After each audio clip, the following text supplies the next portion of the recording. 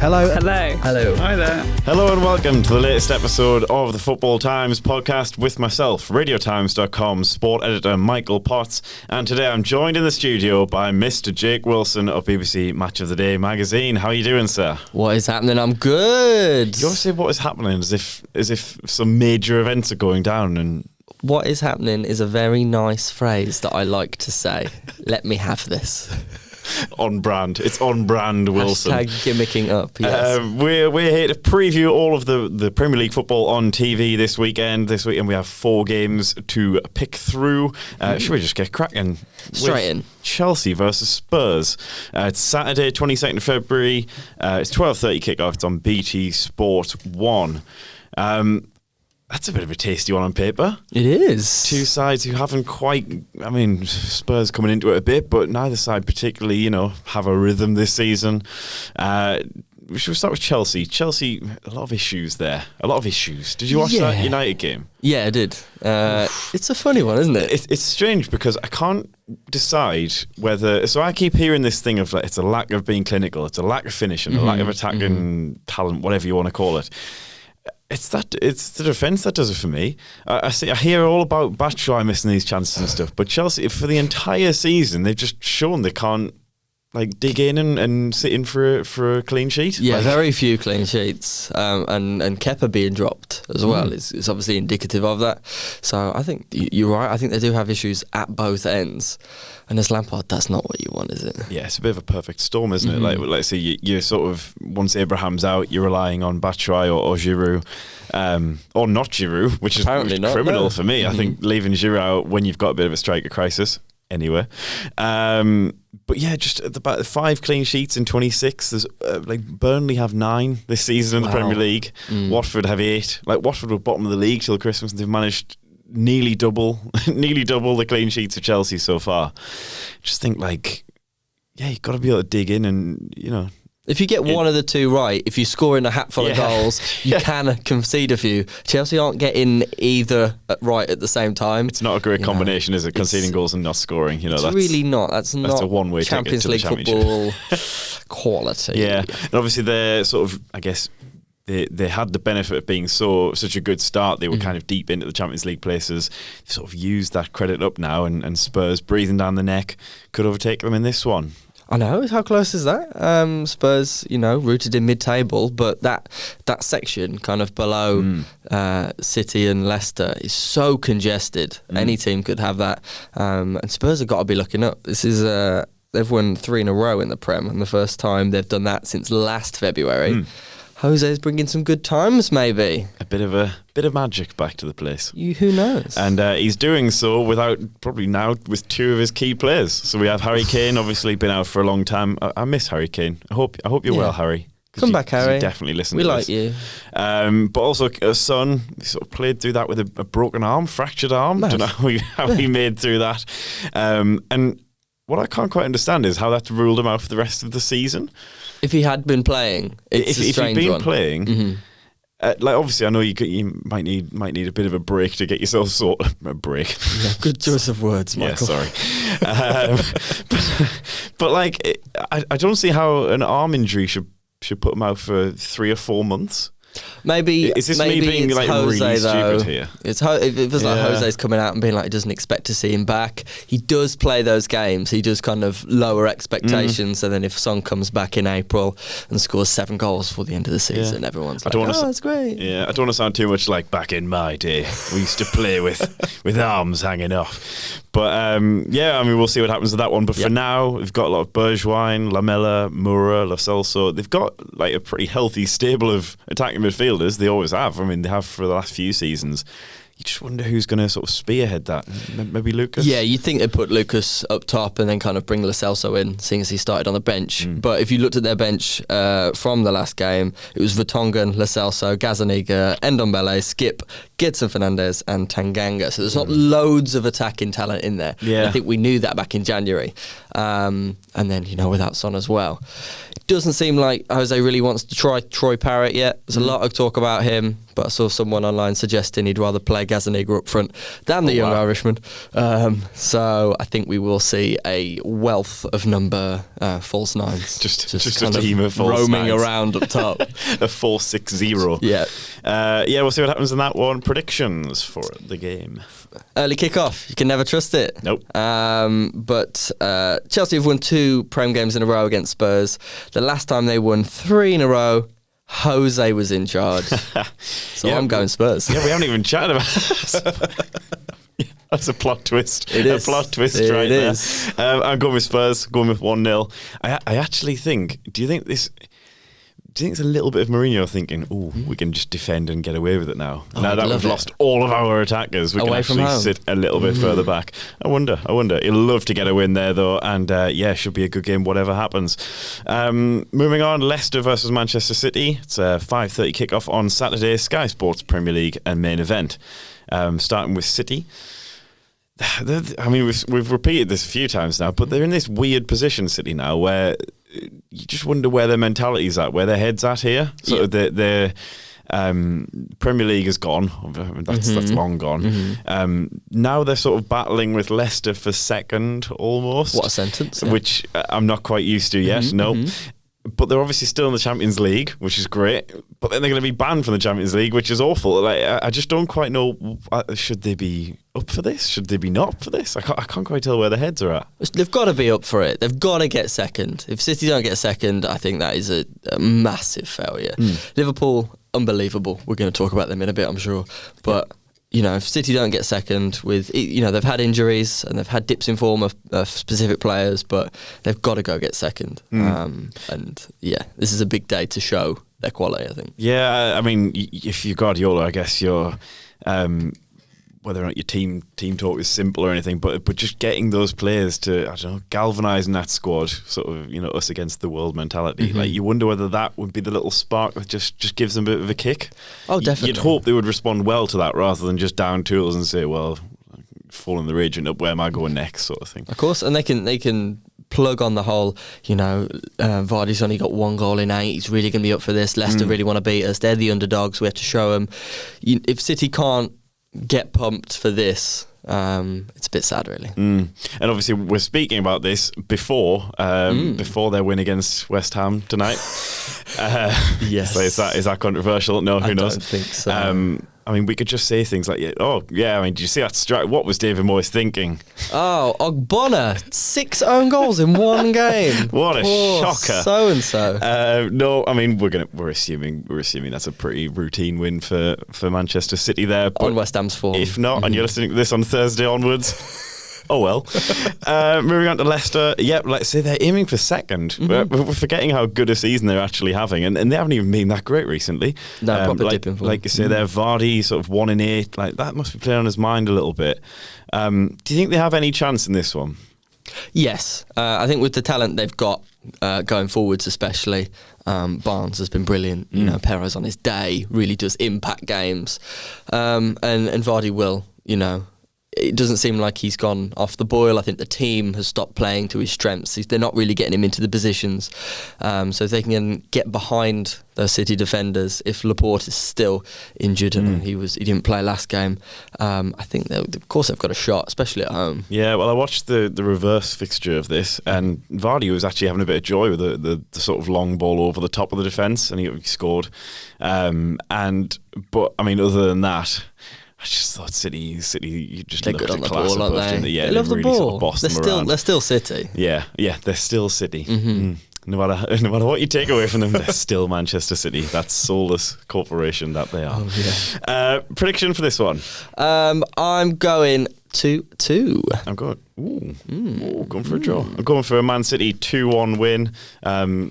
Little backlash, I guess, from the recent negative press they've all had. You tell them. Moving on to Super Sunday, just the one game in the Premier League this Sunday. It's a 4:30 kickoff, Sky Sports Premier League and main event. It's Arsenal versus Everton. Strange we can call it this, but probably 2 of the most stable, solid informed teams in the Premier League right now. Yeah, like 2 months ago, you would not have said that sentence. I mean, for the last 5 years, you couldn't have said that for either of them, really. But I mean, here we are. Arsenal unbeaten in 8 all competitions. How high do you think they can aim? What should they be looking at this season? There were a few points back from the old Chelsea's. So cracking out the Premier League table here for those who can't see this. Yes, so 7 behind Chelsea at current standing. They can catch that back. Chelsea are dropping points left, right and centre. And all the teams above them are as well, including the beloved Wolverhampton Wanderers. Too many draws. I have to get them in. Too many draws. But anyway, onto other things. Both these sides should be looking at 4th. I think every team from 10th upwards, really. I mean, we sort of missed over it there with City, but I mean, if they're not, if all these appeals, etc., fails, is that going down to 5th? And then suddenly you've blown the whole race wide open. Arsenal then Burnley open their eyes. At it. Yeah. And Burnley start to think, Sean Dyche is sending Jay Rodriguez on a scouting mission. Absolutely, this is what we want to see. Yeah, I mean, like I say, a lot depends on whether 4th, 5th, whatever the cut-off is for Champions League this year. But you do think that Arsenal, from having this dead and buried transitional season, they could be in with a bit of a shout, even if it is Europa League. I mean, it's still something, and it's still massive, signs of progress for Arsenal. I know there's all kinds of cults, factions, tribes, etc. among the Arsenal fans. You can't just say Arsenal fans. There's different cultures within. But you got to think there must be quite a consensus that Arteta's getting the job done, or at least there's some sort of progress. I think that's kind of what it was. Like Wenger, it was a steady decline, whereas you think Arteta, steady rise. Yeah, they're not losing games. They drew loads under Arteta. You know, he hasn't actually won that many games yet, but that is consistency in itself. You know, it's not winning 2 and then losing 3 and then vice versa. And I think, you know, if you can get his forward players into a nice rhythm, which he seems to a little bit, obviously the Newcastle win is going to really help, even though the scoreline may have flattered. Yeah, I was going to say Aubameyang, Pepe, Ozil, Lacazette all on the score sheet at the same time. That would have been his dream. If he'd have written that out, maybe Nketiah gets the 5th, but that would have been the dream. I think that slightly down to Newcastle lying down in the second half. The first half was a lot more even, and Arsenal didn't look quite as dangerous. But it's still a platform to work from, and Aubameyang having a terrific season with 15 so far. Moving on to Everton, also looking up the league rather than down, which I'm sure is a pleasant surprise for them at this point of the season. Unbeaten in 5, 3 wins in that time. Could have been a 4th if it wasn't for that madness against Newcastle, the 2 injury time goals. And they're all against teams around them, or below them, which has been nice. Just has them sitting quite pretty in the league there. What do you make of Everton? What can same question, I guess, with Arsenal. How high can they really be looking at this season? I think if they got 9th where they sit currently, that would be very impressive. Their run of games now looks awful. Arsenal, Man United, Chelsea, Liverpool, Norwich, Leicester, Spurs. Oof. That is tough. They're like we've said, they've played a lot of the teams around them, and they've took points off them all, pretty much, and that's been really good. But if you're looking them to continue that form against those sides, that would be very impressive. Richarlison looks good, and he will likely carry it on against whatever opposition he's against. Calvert-Lewin is hitting the net, but I think kind of defensively, when these teams have more of the ball and attack them more fluidly, they may crumble a touch. I was going to say they play a different style, but that different style is a 4-4-2. It's sort of, you've tried everything, let's go back to the basics, and it's working for them. Like I say, Richarlison and Calvert-Lewin up top, it's actually working. Sort of two. It's hard to categorise them as strikers, what they actually are, but they're both they're quite similar players. They've both got that. I mean, I'm impressed with Calvert-Lewin. He's looking more physical each time I see him. Definitely. He looks like more of a presence every time I've seen him. Richarlison's quite a physical striker. Both quite quick. A great finish from Richarlison. I watched their last game against Palace. Great finish from Richarlison. Unbelievable. I mean, in a world of 3-4-3s, be a 4-4-2. It's quite nice, isn't it? That's very sweet. But yeah, well, I mean, I guess it'll see how that stacks up against the likes of Arsenal, who have a lot of attacking players. They'll probably put 3 up top. prediction for this one? 2-0 to the home team. 2-0 I think Arsenal. so. I think Arsenal have got this one. I think they've looked a little bit better defensively. Their fullbacks look good. I'm getting on with Arsenal. I can see that. I'm okay with an Arsenal win there. I'm going with the 1-1 draw. Nice. But I'm okay with an Arsenal win there. Nice. I'll text you when Arsenal win, yeah? Yeah. Just drop me a line, pal. Remember what I said on the pod? Yeah. Yeah, absolutely. Drinks on you. This guy. Moving on to Monday Night Football, we have an 8 o'clock kickoff. Sky Sports Premier League and main event. It's Liverpool and it's against West Ham, who will have lost to Manchester City tonight. Clearly, obviously, that can't bite me in the. Ouch. Liverpool finally cracked. They did. Cracked by Simeone's Atletico Madrid. Did you watch that one at all? I did not. I was travelling back from sunny Sunderland. Of course, this boy's been in Sunderland for the weekend having a glorious, or I call it a holiday, but it was a work job. He was working. 100% work, but carry on. Yeah, I mean, Atletico did something last night, which I don't think any team in the Premier League is capable of doing, and that is just an all-out defensive masterclass. I think the standard this season, the standard the last couple of years, maybe slipped a bit. Even the likes of City, who they have had a much stronger defence with company in there. They've obviously capitulated a lot this season. Pretty much only Liverpool capable of defending like Atletico did against Liverpool. We keep saying this, Liverpool bring the intensity every game, the relentless fight in every game, just the unwillingness to back down in every single match. And you have to say Atletico pretty much outed them in every department last night in that front. Liverpool not awful, but Atletico just shut them down at every opportunity. No shots on target for Liverpool. That's mad, isn't it? And they should have had shots on target. Like Salah had that one chance, back post, and they made a couple. Another day that goes in. Yeah, couple of half chances, but it was uncanny watching Liverpool struggle like that. I had to question a lot about what was going on in the Premier League this season. Oh wow! No, but I mean, they'll be frustrated. They'll be desperate for that backlash. I'd love to say they're good at the backlash performances, but for that to happen, you've got to lose a game first. Yeah, we won't know this year, will we? But what are you seeing from this one? Going back home to Anfield, where they're comfortable, will have all of the ball, where West Ham will play defenders who do not defend, like Simeone would make his players.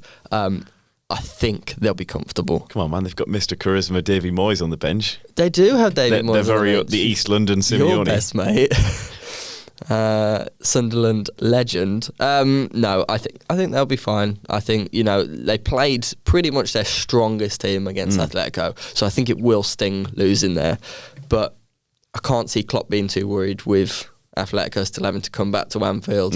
I think they'll make a bit of a point here and be like, "This is how we play in Liverpool." Yeah, 7-0. No, yeah, just quite. Completely plaster over it and crack on. Henderson, bit of a knock. Could be interesting if Milner has to slot in there. But I mean, Milner's outstanding. What a player to bring into your team for somebody like Henderson. And Mane, fit, just a bit of a tactical move to withdraw him. Looked like he was probably going to get sent off. Had a couple of little niggles. Niggles and nips at people, and sort of it was just a bit scrappy last night. But saves him for Monday night. Absolutely keeps him fresh for West Ham. Who will have a day less rest as well, on top of having to face the best team in England. Poor lads. West Ham, is it game over for them?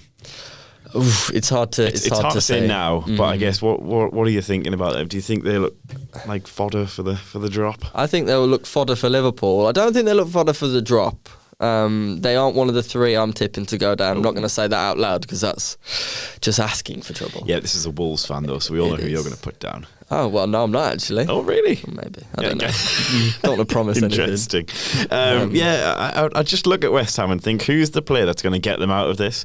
So you look at Villa, Grealish, Watford, Deeney, Bournemouth, the Wilsons, which should definitely be a sitcom, by the way. And Mick, do I get to be in that as well? Jake Wilson? Of course you can. Yeah, you could just go and be friends with Callum and Harry. Yeah, I like that. I'm in. West Ham, who is their go-to man? Is it Robert Snodgrass? It is 100% Snodgrass. Robert Snodgrass, who, no disrespect to Robert Snodgrass, a very decent player. Brilliant, yeah. Very decent player. But after you've spent, 200 million the last few years, if Robert Snodgrass is your greatest asset, something's gone criminally wrong there. They keep buying these players with really big reputations, and then when they don't hit the ground running, they panic. Like Fornals, like he's very young. It's thought very highly of in Spain, but dropping him into a Premier League season for a team that isn't that consistent anyway, is such a challenge. Haller has looked quite isolated a lot, but he hasn't had the massive impact, and it's a shame really for these players because they're good players. I think all of these players that were mentioning, I think Haller would probably slot it. So you see United going for somebody like Ighalo, or like they were linked with Rondon and Slimani sort of thing. I think if you put Haller in United's team,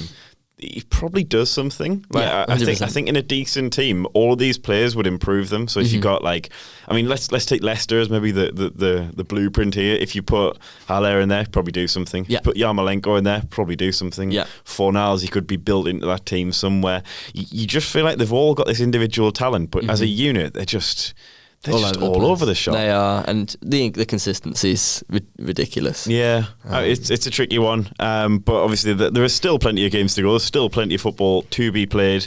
12 games after they face Man City tonight. Anything's up for grabs, but I'd be worried if I was West Ham. I think Norwich, West Ham.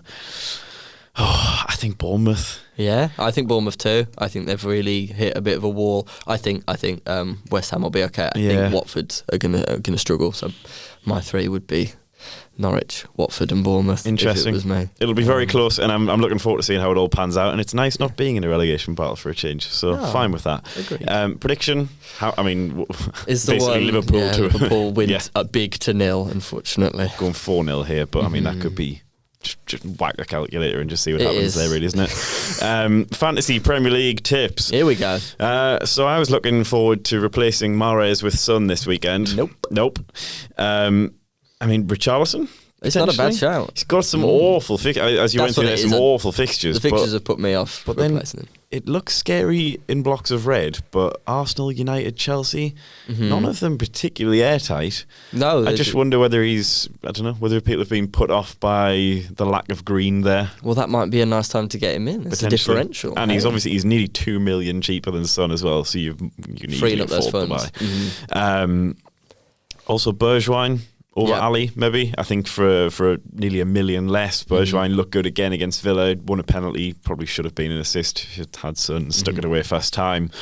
And here we go. Wolves players. We've got to put them in, don't you, really? It's against Norwich. It's nice, simple one. Which one are you going to say? Even you can dispatch. Who would you pick? Jimenez is the guy, isn't he? There's not a lot of strikers in top form right now. No, very few. So I think Jimenez, if you're going to go for somebody, Jimenez is the guy. I would also shout out Willy Bolly. Just 2 games back from injury, clean sheets in both. The man is a mountain, and at 4.7, 2.2% ownership. Wolves' fixtures are very tidy. I never actually listened to your tips, but I might actually use one. You should. Big Willy. Is he going to start? Yeah, starts every game. Okay. He's I'm just going to write my little notes down there. Willy Bolly. Any other shouts for us this week? Well, I was going to shout out Bergwijn. I've done my wild card. Pulled him into the side. Only 1.8 ownership. I like those differentials this time of year. You've got to claw those points back. Yeah. You've got to look up, Fair. My final tip before we look at the magazine this week, Glenn Murray. Yes. It's that time in case of glass. So in case of emergency, break glass. In case of glass. In case of glass, break Murray. I've had a shocker there. Bring in Glenn Murray. It's that time of year. He always has that little 5-game patch where he just turns into the greatest striker on the face of the South Coast. I'd love to see it. And I just fancy him. Whatever the opponents, Glenn Murray will be there to hold your hand through the rest of the season. Don't shout at me if that's wrong. If he just doesn't actually score for the rest of the season, I'd like Glenn Murray to hold my hand for the rest of the season. So what's the Match of the Day magazine this week, Mr. Jake Wilson? This week's mag is all about the Champions League, with loads in there, as well as 2 packs of the brand new Match Attacks Extra on the cover. 11 phenomenal posters, and my personal favourite bit of content, a wicked chat with one of the best football esports players in the world. Ooh. Esports. It's tidy. Interesting. You'll have to get it read, Mr. Potts. Fair enough. Consider me told. Consider me told. Thank you very much for joining me in the studio this week. And thank you very much for listening. We have all of the latest sports previews on radiotimes.com/sport. We've got some Six Nations coming up this weekend, as well as all the Premier League. And it's Fury versus Wilder, which I don't know if you're a boxing man, but I'm up for that. Ding, ding. Nice one. Thank you. Get out. Thank you very much for listening. Cheers. Bye.